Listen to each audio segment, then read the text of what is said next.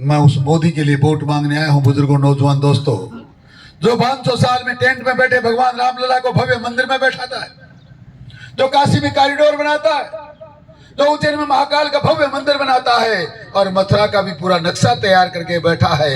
कब आचार संहिता टूटे, कब भारत का गठन, लोकसभा का गठन हो, मैं मथुरा में भव्य आलीशान मंदिर बनाऊं। मात्र मंदिर बनाने वाले लोग नहीं हैं। बुजुर्गों, नौजवान दोस्तों, मंदिर भी बनाते हैं तो अस्त्र शस्त्र भी बनाते हैं। वो भारत जो 10 साल पहले तक बंदूक की गोली तक आयात करता था, मैं उस भारत के मोदी के लिए वोट मांगने आया हूं, जो 38,000 करोड़ रुपए के अस्त्र शस्त्र साल में निर्यात करता है, सीमाओं की सुरक्षा करता है। 60 साल के कांग्रेस के शासन में 39 लोगों के नाम है मेरे पास। कोई कैप्टन था, कोई मेजर था, कोई ब्रिगेडियर था, कोई कमांडर था। किसी ना किसी हादसे में पाकिस्तान की धरती पर चला गया, किसी का प्लेन क्रैश हुआ, कोई युद्ध वार में पकड़ा गया, कोई जासूसी के चक्कर में पकड़ा गया। ये नपुंसक कांग्रेस की सरकार एक भी हमारे भाई को वापस नहीं ला पाई। 39 में से एक वापस नहीं आया। 10 साल के कालखंड में एक दिन गलती से प्लेन क्रैश होके इस देश का एक पायलट, एक सुपुत्र, एक नौजवान अभिनंदन वहां गिरा था।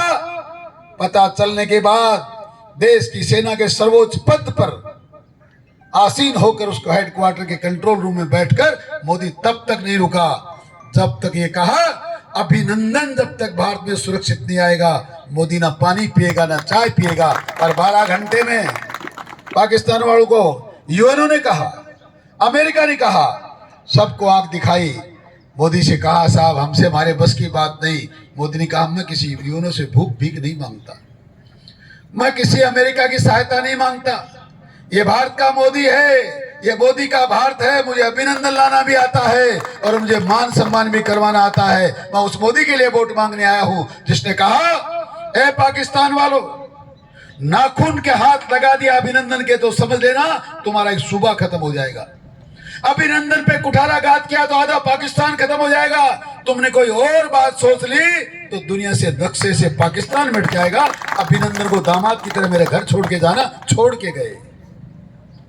मैं उस मोदी के लिए वोट मांगने आया। बुजुर्गों, नौजवान दोस्तों, जिसने पिछले दिनों आपके यहाँ कांग्रेस की सरकार, इसी विधानसभा के मंत्री, कोरोना के काल में जब महामारी मची थी, ये मोदी का परिवार घर घर घूम रहा था, खाद्यान्न लेकर, दवाइयां लेकर, वैक्सीन लेकर, और तुम्हारे मंत्री और इनके संतरी भानुमति का पूरा कुनबा कहीं जयपुर के होटलों में, कभी जैसलमेर के होटलों में। मैंने उनसे पूछा, अरे भाई, जो जयपुर में फर्स्ट क्लास होटल था, तुम जैसलमेर क्यों गए? बोला, यार जो जयपुर में नाचने वाली बढ़िया नहीं है। ये नीति और नीयत है कांग्रेस की। और मैं जो बुजुर्गों, नौजवान दोस्तों, मुझ पर कई लोग बोलने का आरोप तो लगाते हैं, शुभकर चौधरी चाहे जो कुछ बोलता है, मैं तथ्यों की बात करता हूँ, सच्चाई बोलता हूँ। और सच्चाई बोलने के लिए मैं रुक नहीं सकता। मैं किसान का वो बेटा हूँ जिसने सर छोटू राम को पढ़ा है। सर छोटू राम ने कहा है, जब मेरे किसान नौजवानों, किसान बुजुर्गों, नौजवान दोस्तों, ए मेरे किसान बावले, 2 बातें जान ले।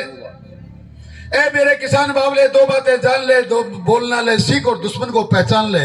मैंने सर छोटू राम को पढ़ा है और मैं बोलना जानता हूँ, इसलिए बोलता हूँ। जो सच्चाई है वो बोलता हूँ।